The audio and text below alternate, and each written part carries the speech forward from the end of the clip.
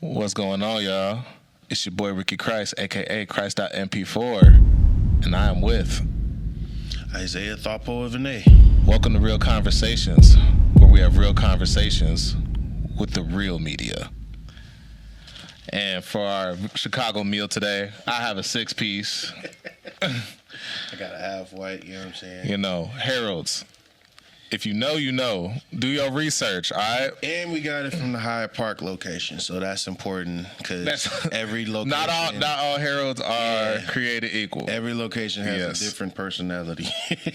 Personality, I like that. No, like dead ass. Like the one on 87 in Dan Ryan is completely different than the one that's on downtown or even in the one in Wicker Park, you know? Well, that's real spill. Location matters. That part. Because even if you're getting tacos, you only getting tacos from certain places, like in certain neighborhoods. This is very true. You know what I'm saying? I'm a fan of the hood spots. You know what I'm saying? I do like Flash Taco though. There's this thing as a hood chicken spot in Chicago. Yes. And there's a, how do you say it? What's the word I'm looking for? There's a quid pro quo.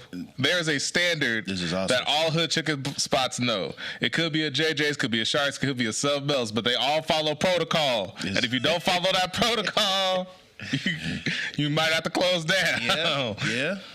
And it's just crazy how all these different chains all know nah, this is what we do it. They all on point, you know. They better be, you know what I'm saying, selling chicken. A little background on this gentleman right here. Storied, decorated photographer. Does photography for and writes for Chicago Reader for how many years now? Man, I think I've been messing with the Reader since 2017, 2018. 2017, 2018? Yeah. I think 2020 was when I really started locking in with them and doing more creative, more curating things. So there's a series I have with the Chicago Reader right now. It's on the behalf of my creative agency on social aesthetics, and it's called City of Wind. And it pretty much just uplifts creators, innovators that have very much so contributed to the Chicago music scene, but they don't necessarily get the flowers. But their existence is game-changing to how the Chicago music scene has operated over the last 40 years. So this is our 4th year doing the series. We've gotten features from Heavy Crowns, the entire Great Thinkers Collective, so that's Mother Nature. Album coming soon from Heavy Crowns. Yeah, very true. Very true. Looking forward to that. Rico Shy, Golden Child, Freddie Old Soul. Man, who else am I blanking on? Renzel, Studio Shapes, 3V Agency, Ain't No Banks. Yeah, we've covered a lot of people in that series, and we just did our most recent feature with L Streets and Shauna, and that feature actually made the front cover. So that was pretty crazy. Yeah, so you say you've been working with them since 2017? Yeah. So what was the journey like pre-2017? Was it just you out with the camera, or what was that? So okay, so I guess I'll take you back to 2011, 2012. So this was around the time. Take it there. Yeah, so I was working with True Star Magazine, and True Star Magazine is responsible for teaching CPS youth how to do multimedia for the past 20 plus years. So I basically have been working with them since coming out of high school. When you say working with them, you mean a student or So both, right? So True Star Magazine was really adamant on teaching you how to be, I dare say, in the world of multimedia. So teaching you how to blog, host shows, curate shows, write for the magazine itself, do photography, do podcasts. They were pretty much the source for Chicago, you know what I'm saying? And so when I joined True Star Magazine, I started with event planning.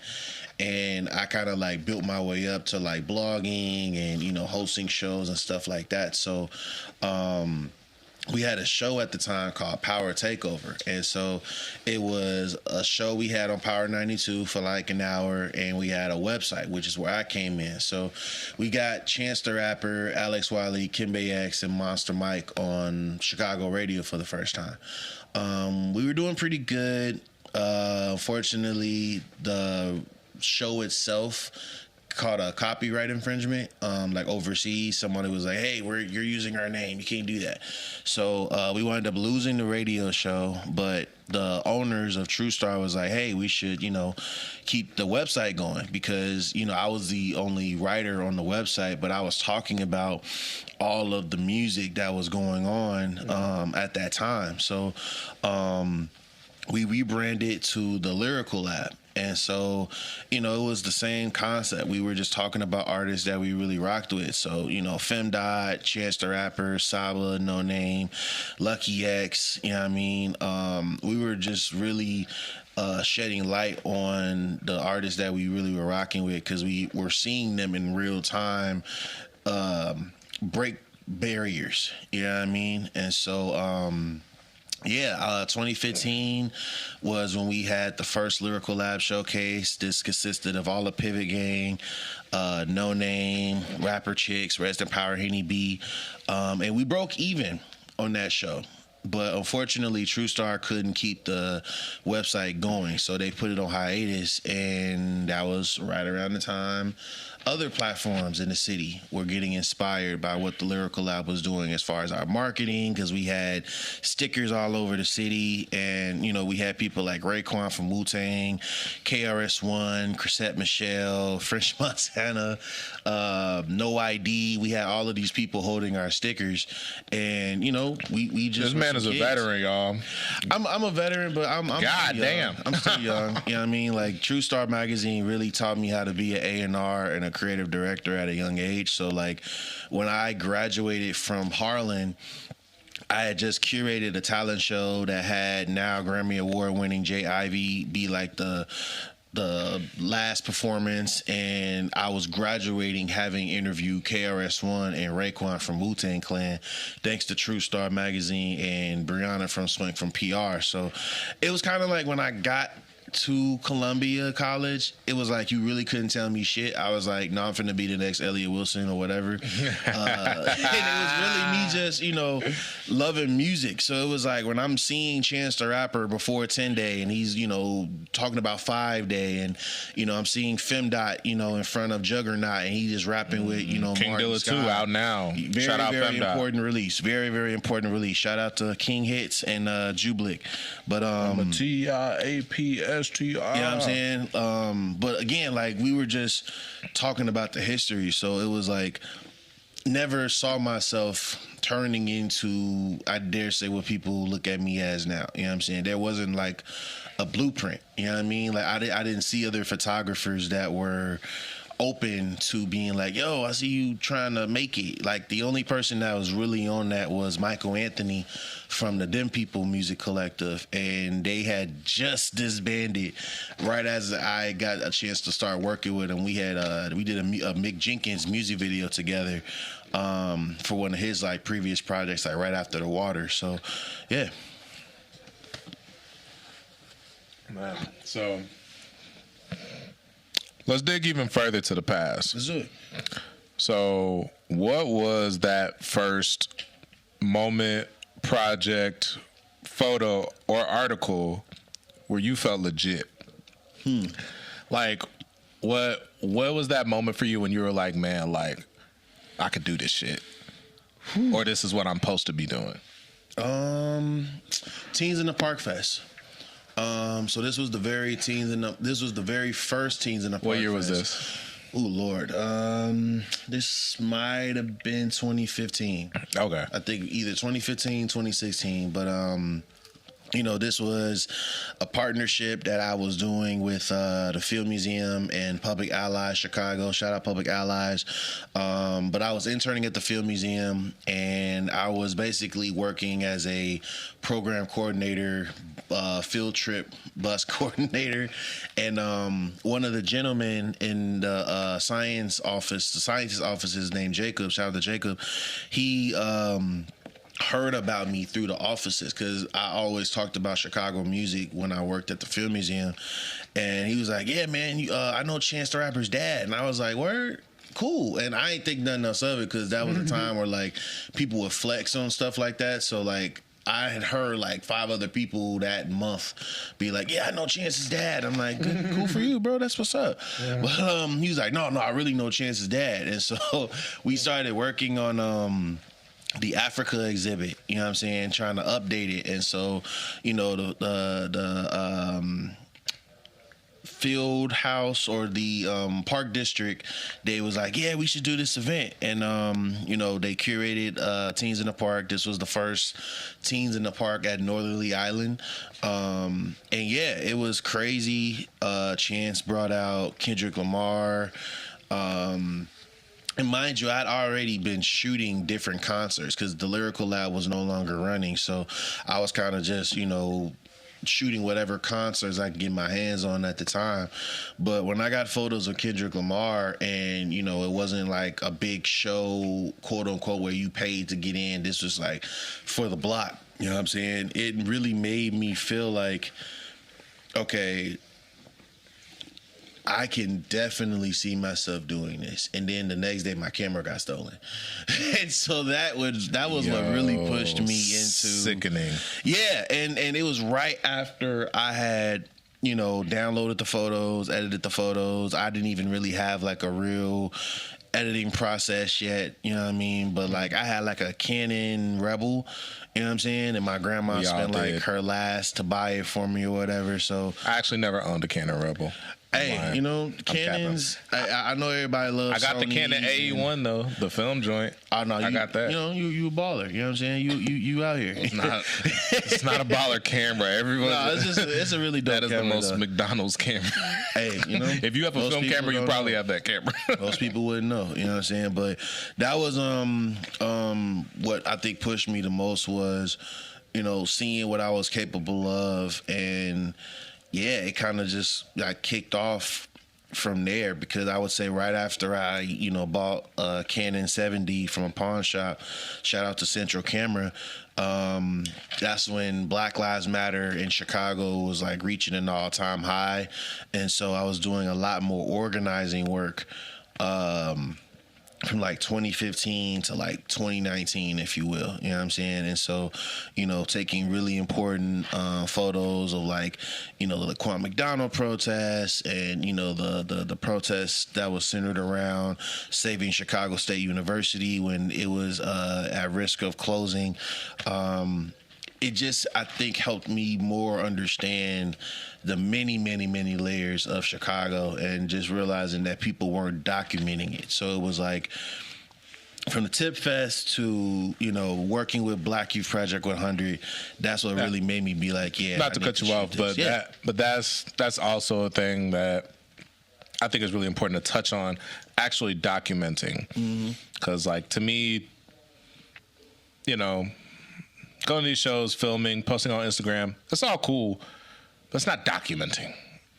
This is true. It's not saving it and compiling it for somebody 50 years later to understand what was going on. You know what I'm saying? And that's one thing. It's like, even though I feel like we have way more cameramen than we've ever had, Facts. I feel like Big facts. no one's really documenting. People ain't even printing. That's another conversation. Yeah, you're not wrong. But continue what you were saying. No, but to your point, I think, you know, with the Chicago music scene or industry evolving how it's been evolving even in the last 5 years, there's been a big demand for more photographers, more curators, more DJs, more MCs, not rappers, but MCs. People that just really care about the art form, you know what I'm saying? And I think, to your point about this is like the most there's ever been real cameramen in the scene. There was a time where, you know, I knew photographers that, you know, did photos with Chance the Rapper or whatever artist was about to blow in Chicago, and then they moved to Cali or wherever they moved to, and you know, you kind of didn't hear from them that kind anymore. of stuff used to be like special though. It still is, and I think you know, is it? I'm gonna say it is because I don't think it is. It really created a narrative where we had to talk about why do people leave Chicago. You know what I'm saying? Cause I feel like people. Oh no, I meant the taking pictures of artists. I mean, and that's my thing, right? Because it's like before it was like, because especially like, you know, specifically, you know, just to name names like you and Hetty in the Sky, like, you know what I'm saying, like you through the reader, and Hetty, I used to follow her Tumblr blog, but it was so dope because it was like, y'all really knew these people and y'all were face to face, and y'all were able to very much catch these candid moments. And now it's like everyone's trying to go to every concert or every studio session, and it's a race to see who can take a picture of G Herbo or who can take a picture of Polo G or whatever the case may be. And it just don't feel it. It makes it just feel more staged. It's like you just lose that intimacy, I say. That you're not wrong. That the work used to have, you know. You're not wrong. I'm gonna be honest with you. I didn't really think about it like that until I want to say 2020, man. Like that was when I really started kind of noticing that on some, you know, I was always in the trenches, you know, taking photos of actions and, you know, documenting who was there because I felt it needed to be like documented, you know what I'm saying? And I had felt like that since being day one downtown at the George Floyd riots and seeing what at the time Mayor Lightfoot was doing to the people of the city, you know what I'm saying? And so, you know, I've been at different actions where, you know, Cole Bennett showed up, or, you know, Chance the Rapper showed up, or G Herbo showed up, or Vic Mensa. And, you know, to your point, like everybody would be thirsty to get these moments. And these people would kind of walk straight up to me and be like, yo, what's good, bro? Not saying that we friends or no shit like that, because we don't like to claim our people. Game, you know? You know what I mean? And so those, I dare say, younger creatives will look at me and like follow me on social media afterwards. Not necessarily that they were liking anything, but they were looking and like, I dare say, picking up game. And again, I really started to see that, and I was like, man, that's interesting, because that wasn't how it was in 2012 or 2016 or 2014. But I also started realizing that we don't have a real arena to talk about creatives. You know what I'm saying? Like, I do know for a fact that I'm one of the best photographers in Chicago. So we got to create it.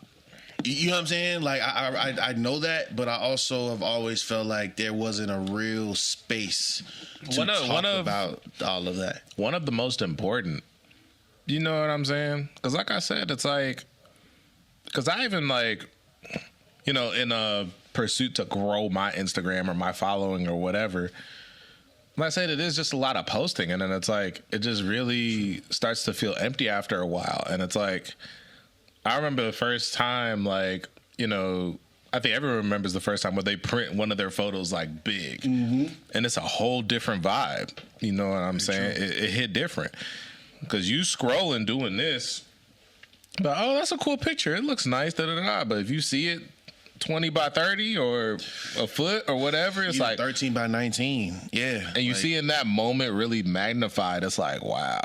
You know? It's different. It changes you. And we need to get back to that. It definitely makes you want to be more of a photographer. You know what I mean? And I think, going back to my point, you know, I always wanted the space in Chicago to have more infrastructure so that we could really talk about these photographers and these creatives. You know what I'm saying? And I think, even with myself, like the last exhibition I did, I want to say it was 2023. It was an exhibition called Lil Chico from Thule Park.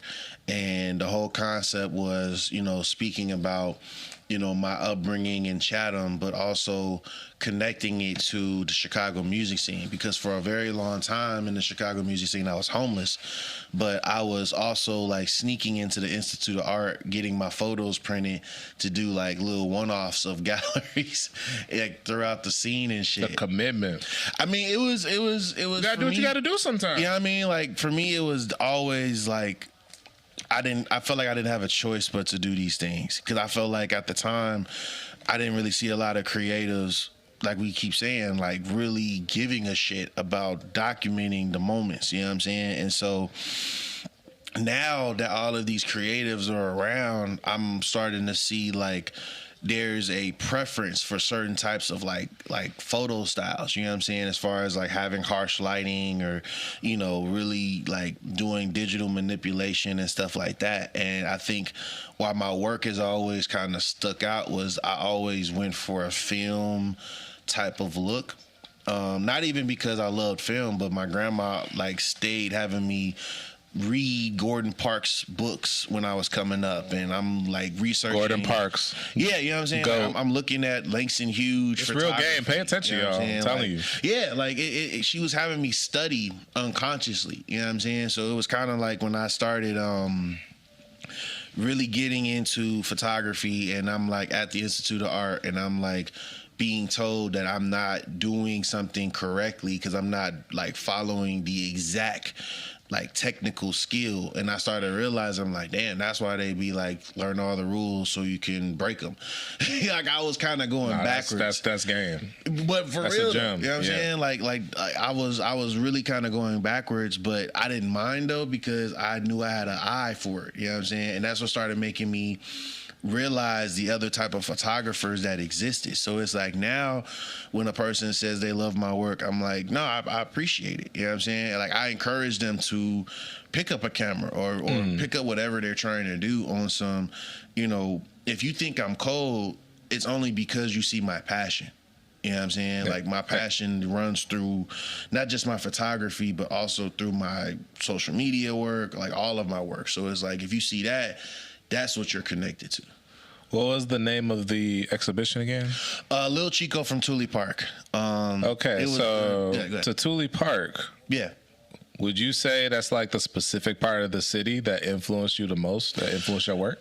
That's where I was raised. My grandma had a vision when I was a child saying that I was supposed to be living across the street from Thule Park. Mm-hmm. It's a lot of first over there for me, but I think culturally, Chatham or Thule Park, it really was my stomping ground. So like, even when I used to gangbang at one point, when I, got my life together because I was being taught by Hebrew Brantley, even when, I got kicked out the house, you know what I'm saying? And I was, interviewing all of these different people because of True Star Magazine and the Lyrical Lab. It was because of my better times when I lived in Chatham and Thule Park. And I think with all of the work I've tried to do, I've kind of always tried to connect it, and it's almost like if you know, you know what I'm saying? Because Chatham is right up the street from Pullman, you know what I'm saying? It's not that far from Arbor Gresham. If you go a little further north, you know what I'm saying, you got Inglewood. So it was like these communities are very rich black communities, you know what I'm saying? So it was like you got dance legends and, real musicians and doctors and all types of real important people living in these communities. And I dare say as I got older, I started seeing the disconnect. Like I started seeing how we weren't valuing the communities as much, but my poetry, my photography, that's all I felt I was exuberating. You know what I mean? So when I found out, I think this was like my sophomore year in high school, when I found out Mick Jenkins lived like right down the street from me, because I was on 91st and St. Lawrence, and he was like further east. So like he was right maybe 3 doors down from this fast food restaurant called Orbit that was right on Cottage Grove. And this was before he was Mick Jenkins. This was when he was just, Jason, you know what I'm saying? And we were going to Wordplay at Young Chicago Authors, and we realized that we even were going the same way because we were waiting for the same blue line train. You know what I'm saying? Heading back out south and shit. So it was like one of my best friends. That's literally he lived across the street from me, and we had that same moment where we're like. You know, it's like later type shit, like after practice, and we on the train and we going the same way, and like we both like what the hell? Like, yeah, that's crazy. like That's how you followed me for it. Like, you know what I'm saying? So like, it was so crazy because again, I didn't see Mick after that moment when we both like were walking home. I didn't see him for like 3 years. You know what I'm saying? I didn't see him until I was out of high school. And by then, he was going by Mick Jenkins. You know what I'm saying? So he was starting to collaborate with, you know, Saba and Pivot Gang and Chance and all of them. But again, I had so much pride in that because I'm like, no, this nigga from Chatham, I don't care what y'all say. Like, yeah, this is all great.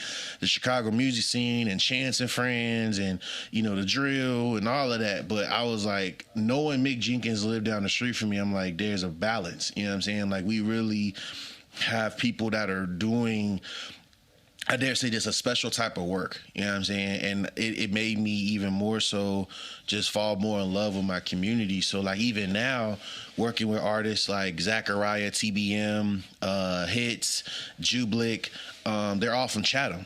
You know what I'm saying? Like, some of these guys. I know that. Yeah, I mean, to be frank with you, me and Jublick, we went to the same high school together, but it wasn't like we were cool like that. You know what I'm saying? He was on some street shit. I had just stopped fucking with street shit, and I was trying to get my life together. You know what I'm saying? But I always knew that he could rap, but it was almost like because of how the Chicago music scene can be, you know what I'm saying, as far as it being very toxic at times, I was like, a real street guy in the music scene, that ain't toxic as hell. And it take a certain type of patience. My God. You know what I'm saying? And so that really made me be like, at one point, I'm like, man, it's just the scene is amazing, but it ain't never gonna be nothing else. But once I, you know, locked in with Jublick and Hits and all these people, and I'm like, man, I went to school with some of y'all. Mm-hmm. You know what I'm saying? Like we went to the same candy store, like right up the street from Tulip Park. You know what I mean? And it just so happens that these are some of like the best creatives that are coming out of the city. You know what I mean? So Chatham, Tulip Park, it has a very big place in my foundational makeup, if you will. For sure. Yeah. So, how do you decide what stories need to be told? Like, is it just you in the moment and you just see it, or do you seek it? Like, what's the process? I'm gonna be honest with you. It's definitely a lot of in the moment, and sometimes that could be, you know, a little stressful, especially if you're already working on like multiple things, and then you just got this idea, like, oh my God, but like it really do kind of come like that, and I think for me, that energy you just spoke on is why I don't get a lot of sleep. You know what I'm saying? Because I'm always thinking about these stories that Chicago hasn't really talked about. You know what I'm saying? Like, in real time, Chicago hasn't had infrastructure in 40 years. You know what I'm saying? So, like, the last, like, if you don't count the blog era and like when Kanye and Lupe and Twista got on and all that, the last real big artist that got signed by a major record label in Chicago was R. Kelly, and that was Jive Records. You know what I'm saying? And so when the legend Tony Baines explained it to me, he's explaining to me how the native tongues were inspired by the hip house era that was coming out of Chicago. He's explaining how the Chicago sound, which is like by Traxta and Do or Die and Snipers and all of them, how, again, it was inspiring hip hop, like as a genre, but we weren't getting shown that love. And a lot of it was because we weren't having these type of conversations where people were really just talking about the importance of a person or an event or any and cultural people behind thing. stuff. You know what I'm saying? Like, all of it is extremely important. And for Chicago, we've never had it at a high level. Do you think that's an industry thing, or you think it's I think it's probably an industry thing. It's an industry thing because it's like, but it's also a community thing on some like. Again, Tony Baines is probably one of the most knowledgeable historians of Chicago music and culture, but he's not as celebrated. You know what I mean? Like we have a whole Chicago hip hop museum, like in Bronzeville. You know what I'm saying? And it's literally a crib. It's someone's crib that's next to like a liquor store. You know what I mean?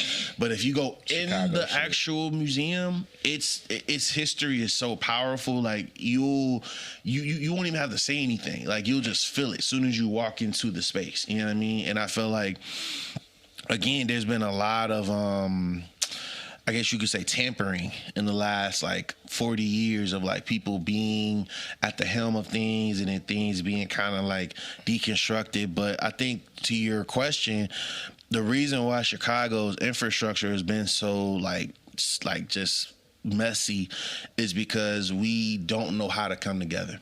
You know what I'm saying? Like we are really too cool for each other. And 9 times out of 10, if you raw at something and I'm not, I'm going to tear you down.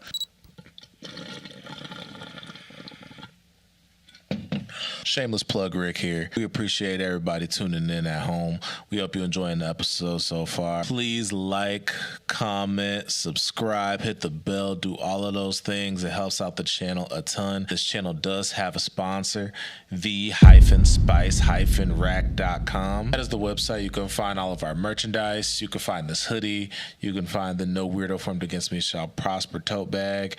That is the absolute best way to support the channel and allow us to keep making these videos and to keep giving you the real before you were so rudely interrupted. And make sure that you don't win or you don't get any more opportunities or you don't get any higher than where you've been. You know what I mean? So it's like when we going back to the point about photographers that would, you know, start taking photos of certain artists about to blow up and then they move and then they never seen again. That's a thing. That's a real thing because artists do it too. You know what I mean? And I think that's I also just also to touch on that is like, you know, I think that's probably one of my least favorite parts of the industry is they try to make it seem like the artist is just doing everything themselves. You know what I'm saying? Like, and I feel like people eat that up, you know what I'm saying? And it's like no, like this artist has, you know, if you're a female artist, hair and makeup, media team, management, booking aid, like there's all these things surrounding a successful artist. And I feel like sometimes these artists are even incentivized to just push this narrative of just like, oh, it's just me. I just did it by myself and I'm so special and da da da da. Like, you know what I'm saying? And I really don't like that, you know what I'm saying? Because it's a lot of hard work to break an artist from a village of people. Man. You know what I'm saying? It's a lot of levels to what you just said. And I feel like a lot of that is changing in the Chicago music scene. Like I know since I created my creative agency on social aesthetics, I've seen a lot of other platforms start to like pop up, or maybe the bios on their Instagram pages have changed to creative agency, digital agency, PR agency. And I'm like, yo, this was not a thing 10 years ago, 15 years ago. Oh, absolutely not. You know what I'm saying? And vacant. Very vacant, you know what I mean? So when we talk about artist development, when we talk about, you know, letting the videographer cook and letting the artist be the artist, you know what I'm saying? Like those things for Chicago specifically is very... Let them cook. I mean, but for real though, you know what I mean? Like it's a lot of ego. It's a lot of, like I said, tearing people down. So you could you could be working on the same project or be on the same team, and you got motherfuckers that, you know, want to be the director of photography, you know what I'm saying? As opposed to them being, you know, the assistant or whatever it is that they are on the team. And I think, you know, it all come back down to the ego. It go back down to, you know, we lie on each other a lot to tear each other down. Like it go a lot to the concept of I feel like I'm gonna miss the wave, as opposed to I'm gonna create my own momentum. And I think Chicago has always had a really bad habit of seeing a person that's like taking off and immediately somebody want their credit. Like, no, I discovered that person, or I introduced this to the world first, or whatever. So then it kind of gets down to a concept of, I'm the MC. I did all this myself. Ain't nobody helped me. Fuck y'all, I'm finna move to New York. And we don't ever see them again. LA. Or LA, you know what I mean? Like Michael Anthony said, there's like a whole community of Chicago artists in LA where you literally go there and you may have seen these people like multiple times at different events in Chicago, but they'll never say nothing to you. They won't like your shit. They won't follow you. Like, you just see them in the scene.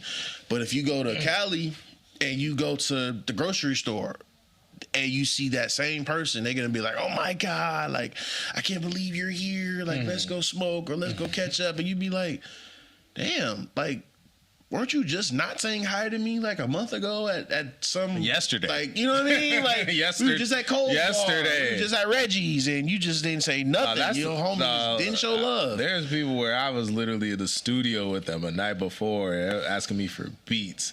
Literally the next night, acting like they did not know me. Like, huh? Yeah, it's a thing, man. It's weird. It's weird, but it's also like, I don't know, man. It's I can't call it energies that we have to speak on.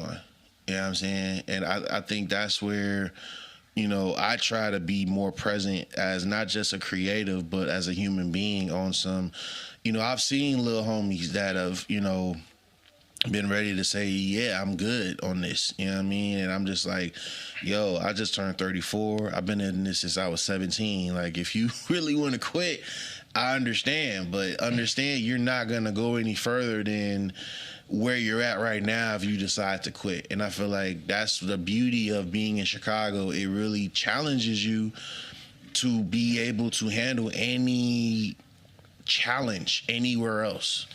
You know what I mean? Through all that, what keeps you creating? What keeps me creating? Knowing that Chicago's story still needs to be told. I think I don't even got no deeper answer than that. Nah, that was it. That was really when I think about, you said enough. Like my partner, she loves talking about Chicago and speaking about just like the different times that Chicago has had. And it's like when she speaks about Chicago, it's in a way where you almost feel like you're listening to a poem or like an audiobook or something, and it's talking about the sides of Chicago people don't like to talk about. And I realized just how many real important pieces of history are out there that are, again, they're being slowly told. I'm doing my part, but they're not being told fast enough. You know what I'm saying? Like, you have the youth really not understanding really important things that make Chicago what it is and why we call it the Mecca of creation. Because there's really nothing in the world that you can't name without like being like, no, like there's some Chicago influence right there. There's some Chicago, construction. New York niggas gonna fight that one. And I'm ready to throw in. What is you talking about? It's like, come on. New York and Atlanta niggas gonna fight that one too for them. London, Australia, all these cats that be trying to talk about, fun fact, bro. People in Korea was talking about smoking hookah, wearing True Religion, and trying to dread their hair. Koreans. And yet they don't want to give love to the place that made it. I don't know. Like, I don't know what. Well, to be fair, New York got it on the fashion. Yeah, no question. Worldwide fashion influence for sure. Mecca of hip hop for sure. Birthplace of hip hop. Yeah. Just to be fair. Yeah. But y'all did not have people that could not speak English talk about they was smoking. They don't even know what that means. Everyone thought it was weed. Bro. I mean, it was weed to an extent, but like people really just were saying it like it was like. Here's a fun fact. Crazy. The artist Hits. Crazy. I know I've mentioned him a couple of times, but there's a story where Pop Smoke was actually inspired by Hits before he became Pop Smoke. And I'm just sitting there, I'm like, God damn, like how is it that we don't It's deep. know this? Like how is it Deeper that than rap. you know what I mean? Like, and I mean this is the dude who I dare say, was putting New York drill, if you will, on his back before he passed. Rest in power. You know what I'm saying? So it's like to understand that you were superstar, like the next, like 50 was rocking with him. Can we talk about how many literal superstars we lost in the past 5-10 years? Like we have literally lost every potential megastar. And you know, like Chicago wise, or just I mean, just in general. In general, yeah, man. I think because Pop Smoke, he would have been a megastar. I think when we talk about, you know, the influence of Chicago, you know, we always talk about the bad. You know what I mean? And we talk about the negative. And I think it's important to speak on, you know, what isn't great, right? So when we talk about the negative impact of drill music, when we talk about the negative impact of its culture, you know what I'm saying, and how that has affected the world. But when you think about, like you said, artists like P&B Rock, you know what I'm saying, just a lot of individuals that have been inspired by Chicago, and they've been inspired by the good and the bad. You know, it is unfortunate that, you know, they have lost their lives, and more importantly, they can't see the flowers. Like Juice WRLD, megastar. His flowers, his influence, his everything is really, like, he was ahead of his time. Excuse me, he's ahead of his time. Like 5 years ago, you know what I mean? Like the way that, you know, black men are even like remotely talking about their emotions and heartbreak and all that. Like that was Juice WRLD on Lucid Dreams. You know what I mean? Like no one even cared that he was claiming Chicago until it almost was like beneficial. You know what I'm saying? Like we saw G Herbo and Baby rocking with him, and, you know, Lyrical Lemonade rocking with him. But like when he was just, you know, I dare say a SoundCloud rapper, it was a different story. But like when you think about all of those individuals behind him or next to him, you know what I mean, that helped pave the SoundCloud way and pave the blog era way, and they're no longer here. And if you really know ball, all girls are the same. Kind of what I consider his first like kind of like super viral hit. Yeah, I agree. Definitely agree. Filmed at Midnight Cinema Studios. I don't think Paul John shot it, but Midnight Cinema Studios is his studio, Chicago studio.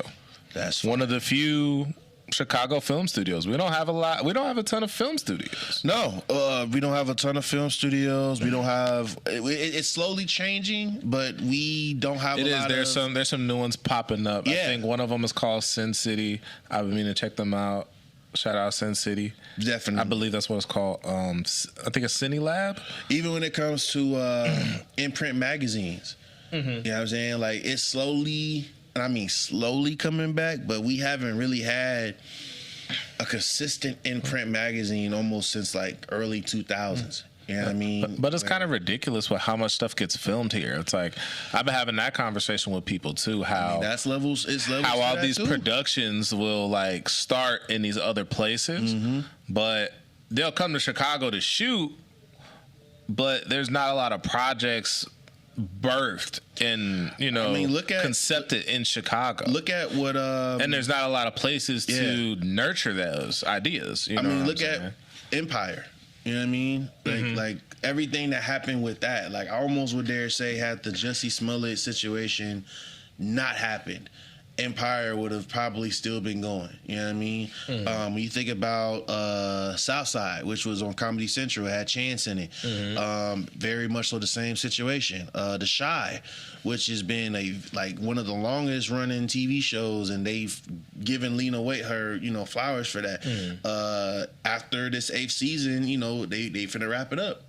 You know what I mean? But I know hella artists that have, just been an extra in the show. You know what I'm saying? Like Cortez, who's like one of the main actors. You know what I'm saying? Like I used to take photos of him when my tattoo artist, Andrew Illustrati, shout out to him, was doing both of our tattoos. You know what I'm saying? So I think with the infrastructure around filming in Chicago, it's still very much so in need of work. You know what I mean? Because even when the Chirac situation took place, you know what I mean? And you would have thought that because Spike Lee is who he is, he would have like talked to real experts in Chicago that, you know, did film or was culturally in tune to tell him like, yo, you doing a satire on if women are gonna give it up is not the move, man. Like, black Chicago women are different. You know what I mean? Like, you can't just come and try to like tell.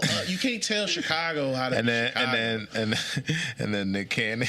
You know what I'm saying? Like, you make your main character.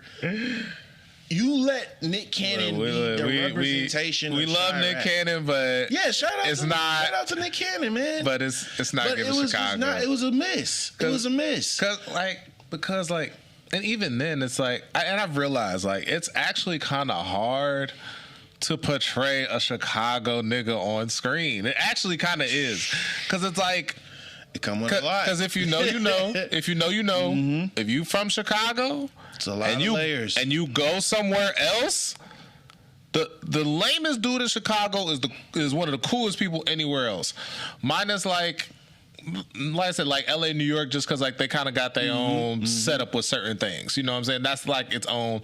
But like anywhere outside of the big three, if you from Chicago, the lamest Chicago dude is the coolest dude in most other places. And it's a reason for that. Like, Chicago has always been a gangster city. Like from the time DuSable came and like settled here to now, Chicago has always had a certain way. Because if you didn't know, it's not called yes, it is weather-wise windy here, but and that's why it's so slick. But it's actually called the Windy City because our politicians be lying. And I think but like, they be blowing a lot of hot air, and we have to talk about that because I think, you know, it's important. To your point about, you know, no matter who you are, if you come from here, like you're just a different person when you go other places. It's because you could work at Burger King and you're not finna like be on break and someone just walks up to you and just like gets to talking to you about your life and your story, and you're just like, yeah, man, my life is woo. Like, no, you're finna be like, what's to you, gang? Like, I don't even know you. Like, why is you asking me all of these personal questions? Like that's why content creators are getting rude awakenings as they're coming to Chicago trying to do TikToks on some. You can't troll. You can't troll people in Chicago. That's real. That's real because. Because I remember one of my friends, she had just like posted some screenshots on Facebook of a dude. He was asking a bunch of questions. Like, and mind you, like my normal person mind, like if you look at it, it's like he's asking simple questions. He's asking about music equipment and like he was leading up to something. Even though the way he was asking the questions was weird. But that's what I'm saying. It's like, you know, I'm looking at the questions and in my mind, I'm like, why are you asking me about my equipment? You trying to rob me? That part. Like, you know. Yeah, but you know that part, right? Also, like, you could be in public and someone would be like, man, what type of camera you use? Or like, what you be editing? Like, yo, like, what? First thing you think is, oh, you trying to copy me, huh? Like, you finna... like, I tell you, I'm using CapCut. Next thing I know, they're gonna be sponsored by CapCut. You know what I'm saying? And I think... And you like, damn, nigga. In the past Chicago music scene, it's played out like that. I've even been, I'm not gonna say a victim, but I've even been in that scenario where someone has come and asked me like, yo, like, what you shooting with, or, you know, what type of lens you got, and I'm just telling them because I'm like, bro, like, yeah, you got the equipment, but you ain't got my vision. You know what I'm saying? But it's like they're gonna do their damnness to be as like you as possible, and I think there's really nothing wrong with that. That is another thing about Chicago. People will steal your sauce, your swag, your essence, man. Like, yeah, they'll steal from you. So many stories of people, and just like they'll just be talking, brainstorming, right? Ideas, and then like I literally, well, one of my homegirls, she literally had showed me like a draft of, like, I think it was like an album cover or a single cover or whatever, right? Yeah. And literally her friend at the time dropped a song. The cover was basically the same. It was like literally just changed like the color and like the font. Like, I was crazy like, and I'm looking at it. Then got copied. Huh? Like verbatim, your work got copied. Me? Like, yes. Oh, like it was a video you did for a young lady. But the video I think was like it was just very well put together. You know what I'm saying? It was a simple concept. It was for like Suicide Awareness Month. Very amazing. Really? Work.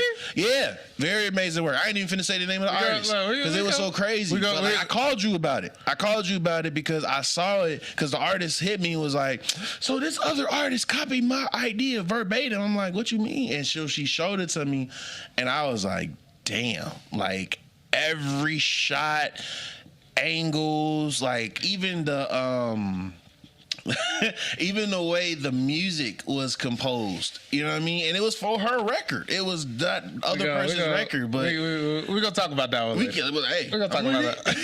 We're gonna talk about that one later. That's so interesting.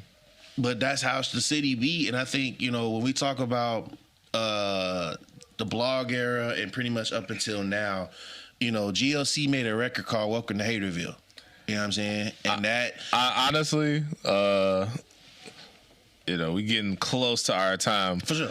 The blog era, that's a whole other video. I'm with it. I ain't even gonna lie. This is gonna have to be a part 2. But I'm with it, man. We already we have 50 minutes. We got to keep it moving. God damn. Yeah, but I'm with it. Because that's a whole other hour. Hey, I could talk about this shit all day, man.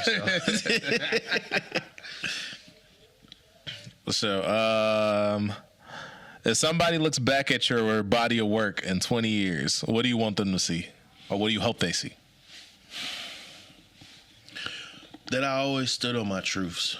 And that I always let my truths and vulnerability be shown in my work.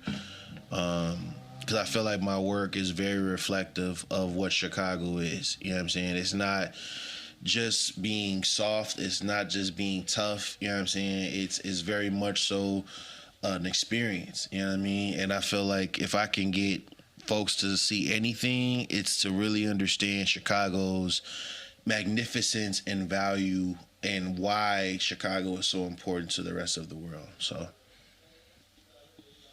yeah. For sure. And shit, what are some gems that you can give to the youngins coming up in media, the people that want to be a photographer, want to be a videographer, any type of journalism, or, you know, anybody that want to get into this particular game? What's some gems you could get them? I'm gonna say, be okay with everyone not liking you.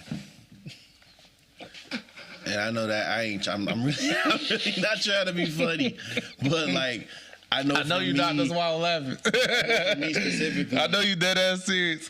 And I mean, it's easier said than done, man. Like I'm a sensitive dude. You know what I'm saying? So, you know, I take things to heart when people like lie on me or, you know, don't like me for dumb reasons, you know what I'm saying? Or it could be a good reason, you know what I'm saying? I'm just like, man, why can't we talk it out and whatever? But I've realized that that's just something you have to learn. And if you're willing to stand on your artistic perspectives, that's going to get harder, you know what I'm saying? But I think that leads me to the next point, which is be thirsty to find like-minded people like yourself. Like, let that be like, outside of working on your 10,000 hours, you're going out your way to find motherfuckers that really think like you and have a passion like you. Because you being the smartest person in the room is normally where you don't continue to grow and you become stagnant. And I think that leads me to my last thing, which is don't overthink it. You know what I mean? Like, if you really love, you know, cloud photography, do cloud photography. You know what I mean? If you really love taking photos of subways or taking photos of kicks, do that. You know what I'm saying? Like, make it where motherfuckers is going to want to tap in with you. And, yeah, just stand on it.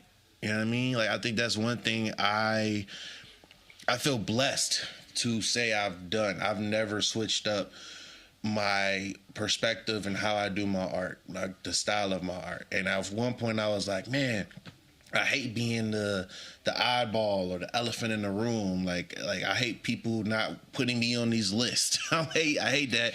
You know, all of these different things. But it's Oh my God. when I look at my work, especially now, because I used to feel like that. I ain't finna hold you. I used to compare myself to like people like Nolis and Trash Hand and all of these great guys, but I was like, they work is not my work. I ain't gonna lie, the list kind of hurt, and but here's why the list kind of hurt is because it goes back to the history, right, and the history not being told.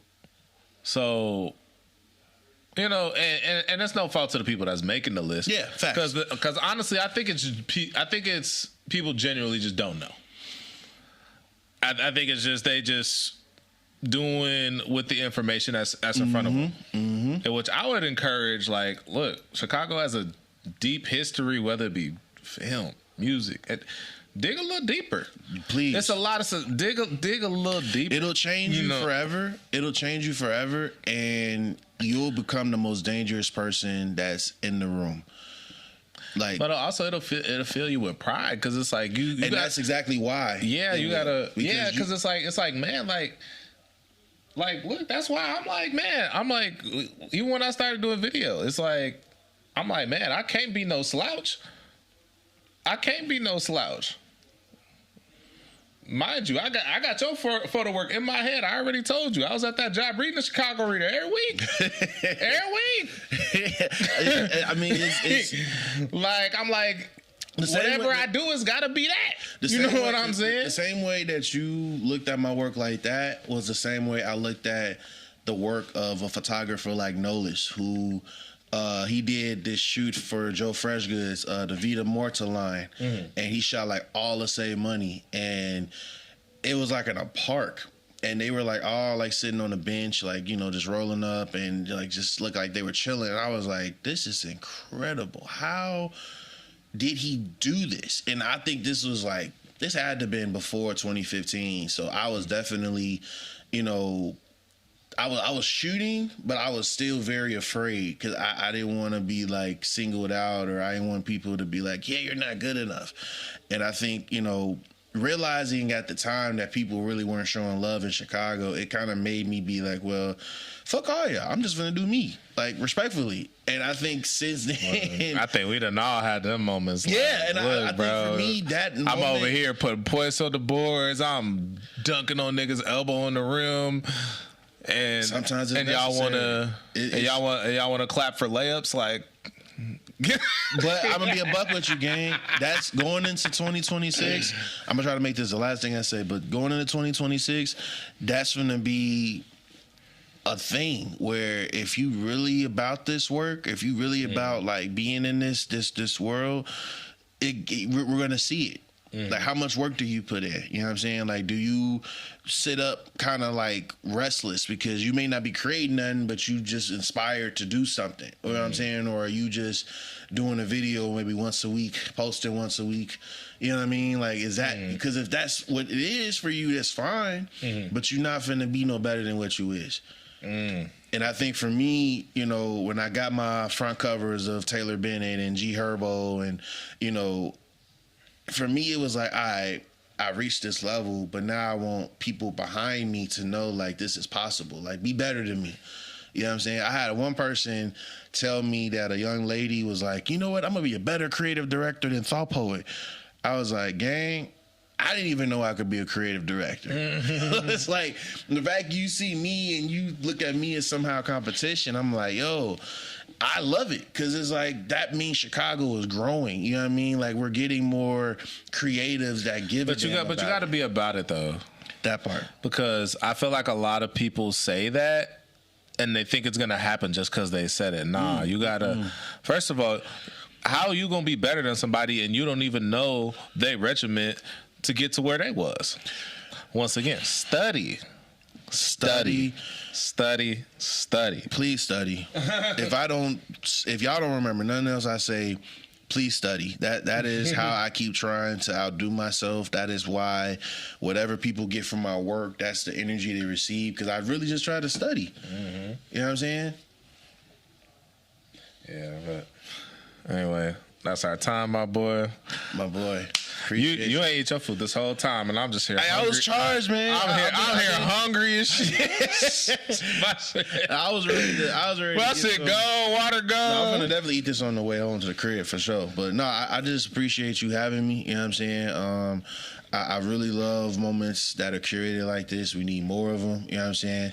Like I said, part 2, I'm here. You know? No, we definitely gonna do a part 2. I think we need to do a part 2 just specifically on the blog era. I'm with it. And really, cause I feel like, man, like the blog era was so deep, and every time we talk about it, it's always in passing, and it's like, nah, like we really need to dig into that, because that was we have to. That was a what do they call a canon event? Like that was, man. When we talk about Chicago's evolution, it's something vital. That has to be talked about, and I think, you know, like you just said, it's always talked about in passing. So like going to an event or going to a kickback or, you know, just even talking to a person that may know enough about Chicago music or culture, they're going to know some of these things, and it always ends with the same conversation. Yeah, it's like Chicago blues, you know what I'm saying? It's like the blues movement of Chicago. It's like, man, there's so much data in there. You can't talk about that and something else in one conversation and really get to the root. You know. The funny thing is about the blues era, people don't even realize that the blues era is so similar to the drill genre era. When we talk about bodies piling up, when we talk about culture being stolen, when we talk about gang wars, when we talk about territorial shifts, when we talk about racial tensions, you know what I mean? Like it's almost the same formula. That's what I was saying. Muddy Waters, Howlin' Wolf, Etta James, they were gangsters. They were real. You know what I'm saying? Like they were really in the trenches, being themselves. You know what I mean? But no, we man, that's a whole nother conversation. Yeah. Shit. I don't really know how to end these, so I think my default is an affirmation.